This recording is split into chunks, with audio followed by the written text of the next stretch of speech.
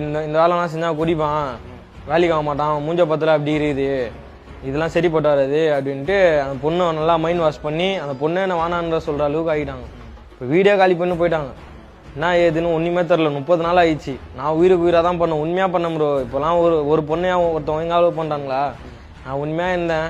உண்மையாக இருக்குதுக்கு அவள் தான். இதுதான் இது சோறு ப்ரோ. இது இந்த வேலைக்கு வந்தால் தான் நம்ம வீட்டில் சோறு ஆகும். எங்கள் அப்பா இல்லை காப்பாற்றுது, நான் தான் குடும்பத்தை காப்பாற்றணும். நான் வேலைக்கு வரலன்னா மறுநாளே தோணுச்சு அந்த பொண்ணு வானான்றப்பே சரியான அழுவேன்.